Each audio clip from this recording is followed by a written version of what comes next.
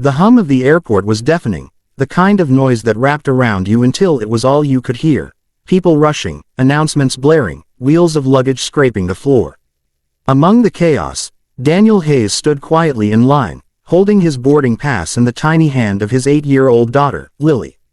His uniform was faded, a simple janitor's outfit from the Naval Museum where he worked, and his eyes were tired, the kind of tired that didn't come from lack of sleep but from years of carrying a weight no one else could see. They were flying to San Diego for a school project Lily had been selected for. She'd been ecstatic for weeks, talking about it non-stop, her excitement enough to keep Daniel smiling through double shifts. He'd saved for months to buy those tickets, one of them even in first class, a small reward he'd splurged on so Lily could experience it just once. He was supposed to sit back in economy. But at the last minute, the airline attendant at the gate smiled kindly. "Sir, you and your daughter can sit together in first class. There's an open seat next to her. You've got a lucky day." Daniel had thanked her quietly, helping Lily settle into her seat. She pressed her nose against the window as the plane filled, whispering about the clouds they'd soon see. For a moment, Daniel allowed himself to breathe, just a father, a daughter, a moment of peace. That peace didn't last long. "Excuse me, sir." The voice came sharp, dripping with disapproval. A man in a tailored suit, clearly not airline staff, was glaring down at Daniel. "I think you're in the wrong section. This is first class, not maintenance." Laughter came from a couple of nearby passengers. Daniel stiffened but stayed calm. "I'm with my daughter," he said softly. "The airline allowed." "I don't care what the airline allowed," the man snapped. "You're clearly not meant to be here. You people should stay where you belong." Lily's head turned. "Daddy, what's wrong?" Before Daniel could respond, a flight attendant hurried over. Her polite smile was tight, her eyes nervous. "Sir, there seems to be some confusion. May I see your boarding pass?" Daniel handed it over silently. She frowned, then looked apologetic. "I'm so sorry, sir, but there was a mistake. Your original seat was in economy. We'll have to ask you to move back. Your daughter can stay up here. She's 8, Daniel said quietly, trying to stay calm. "She doesn't sit alone." "I understand, but," the businessman interrupted again. "Look, just move him already. He's holding up the rest of us." The humiliation burned deeper than Daniel expected. He'd been through worse, far worse, but this felt different. Not because of what they said to him, but because Lily was watching. Her small face was confused, scared, and he hated that. "It's fine," Daniel said softly. "Come on, sweetheart." But Lily clung to his arm. "Daddy, I don't want you to go. I'll be just a few rows behind you, okay?" He smiled gently. "You'll be fine." The businessman rolled his eyes. Finally, as Daniel bent to grab his worn duffel bag, his sleeve shifted, and the faint blue ink on his forearm caught the light, the trident and anchor of a Navy SEAL. The flight attendant froze mid-step. Her eyes widened slightly. "Sir, where did you get that tattoo?" Daniel hesitated, then pulled his sleeve back down. "Long time ago." But the woman didn't move. She glanced up toward the cockpit, her expression shifting. Without another word, she turned and walked briskly down the aisle, disappearing behind the curtain. The businessman scoffed. "Probably fake. Everyone wants to look tough these days." Daniel said nothing, stepping aside as she went to fetch the pilot. Moments later, the curtain parted. A tall man, in crisp uniform stepped out, the pilot, Captain James Keller. His confident smile faded the second he saw Daniel. He stopped mid-step, eyes narrowing. "Sir," the pilot said carefully, "can I see that tattoo again?" Daniel hesitated, the plane quieting around them. He slowly pulled back his sleeve. The trident was old, faded, but unmistakable. The color drained from Keller's face. You served." Daniel gave a small nod.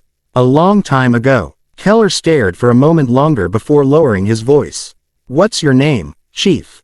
"Hayes," Daniel said. "Daniel Hayes." The pilot blinked, his composure breaking. "Chief Petty Officer Daniel Hayes. Iron Ghost." The entire cabin fell silent. The businessman looked between them, confused. "Iron what?" Keller straightened, his voice tight with disbelief. "This man isn't just a SEAL. He's the one who pulled 6 of us out of the Marja compound ambush in 2010. He saved my life. The businessman's smug expression crumbled. The flight attendant's hand went to her mouth. Daniel shifted uncomfortably. That was a long time ago, Captain. Captain, Lily whispered, eyes wide. Daddy, you know the pilot. Keller turned to the attendant. No one's moving this man anywhere. In fact, he paused, then gestured toward the front of the cabin. He sits right here. Seat 1A. My seat. Daniel shook his head. That's not necessary. It is, Keller said firmly. You don't get to save a man's life and then get told you don't belong. The businessman looked down, shame flooding his face. Sir, I'm so sorry, the flight attendant whispered. I didn't realize. Daniel sighed softly. It's fine, really. But the pilot wasn't done. He turned to the cabin. Ladies and gentlemen, before we take off, I want to say something. Some of you may not recognize the man standing here, but years ago, he was part of one of the most decorated SEAL teams in naval history. Most of us who came home from that mission only did so because of him. So when you see someone like this, someone who looks like just another worker, remember that you have no idea what they've done to let the rest of us live free. The entire cabin went silent. Then, slowly, the businessman who'd mocked Daniel stood. He extended a hand, voice trembling. Sir, I'm sorry, I didn't know. Daniel looked at the man for a long moment before shaking his hand gently. It's all right. Most people don't. Lily beamed proudly. My daddy's a hero. Keller chuckled. That he is, kiddo. As Daniel and Lily sat down again, Keller leaned close. It's been years, Ghost.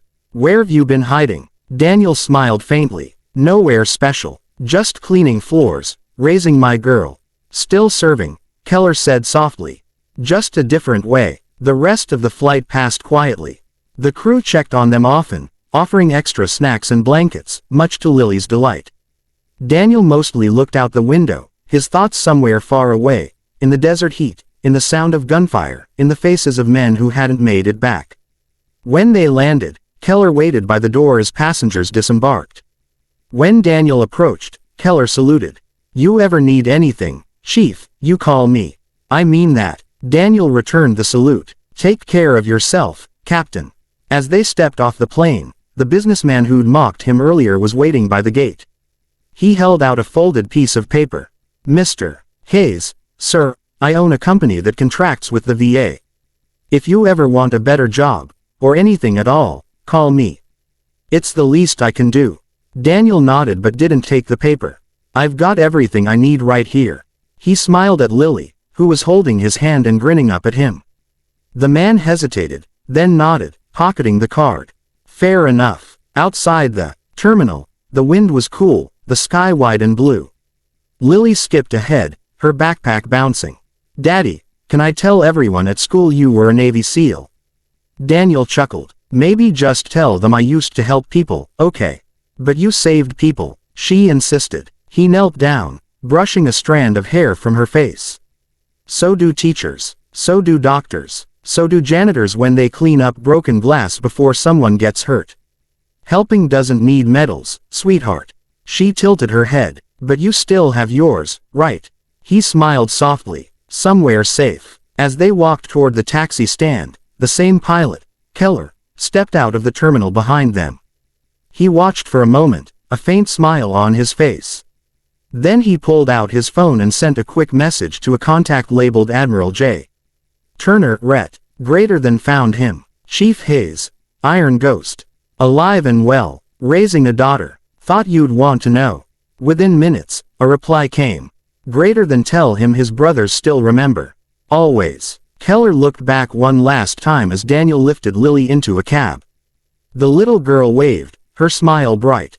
Keller raised his hand in return, his throat tight.